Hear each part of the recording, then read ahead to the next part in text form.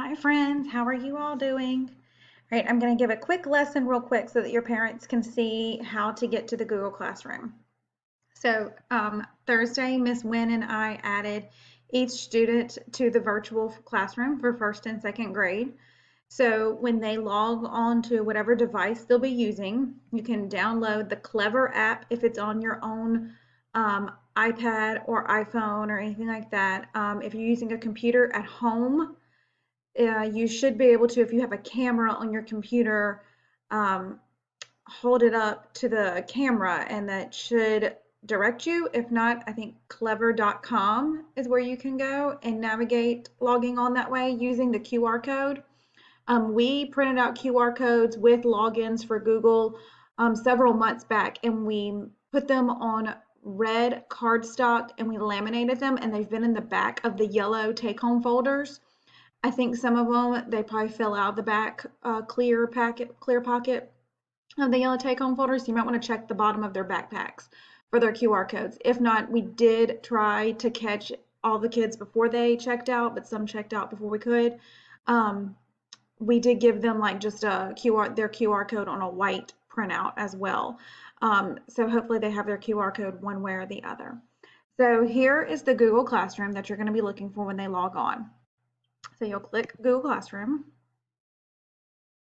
I have several Google Classrooms that I'm in, but what you're looking for is you're looking for first, second grade virtual. Ignore this Miss Borrell first, second grade. And nothing was ever done with that one because we decided to do a whole group one. So you'll click in the first, second grade virtual classroom. And in here, you'll see where we post the lessons, the new assignments. So normally we post them either late Sunday night or we post them early on Monday morning. We try to have them up there by 8:30 on Monday morning. So you'll see right here, it'll say one of our names posted a new assignment, and it should say that it's for March 1st through 5th is what it will say. So that's what you'll be looking for tomorrow if you get on at like 8. So the kids will be following. I'll open up this one just so you can see what they look like. So you got instructions. They are Google Slides. And we just go through, like it starts on Monday. So you can take it one day at a time, do Monday. It'll say first grade math. Miss Ingo takes care of the math lessons. Miss Well does messages. I do read alouds. However, next week's read alouds are some YouTube links that I had to upload because I'm not allowed to go back in the classroom right now. Our classroom is just locked for right now, so I can't go in to get any of my read alouds out. So I had to just find links.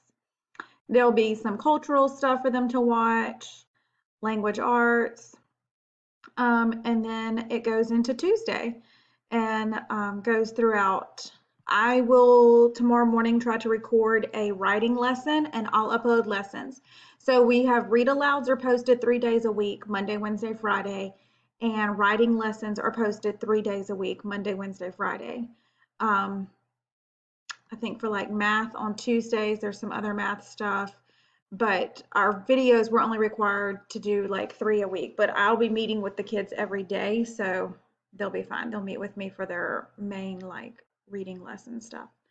I also have shown the students they know how to get into ARC Bookshelf, which is this red icon right here, and they use iReady every day. I will be tracking their iReady to see that they are doing their minutes on there.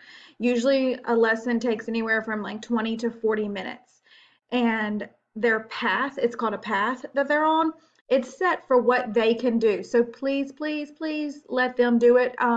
They do it without assistance in the classroom. They put on headphones and they work on their iReady in our classroom every day. That's part of their work plan is you have to do your iReady path for 20 minutes. The district does track that downtown to see that we are using this curriculum. And it's just a little reinforcement for their math and it's really good for them. So please let them do their iReady. And then the Renaissance, they're also very familiar with this. This is for taking their accelerated reader test. So they'll log in to their Renaissance. And mine looks different than theirs. This is my home. Theirs will have like a little orange box over here that will say like accelerated reader test. So mine does not have the student view. And I'm sorry about that. Let's see, I think that is about it for them. Those are some things that they can do. I'll show you the Epic. I don't have my Epic website up here anymore. Let me log on to that real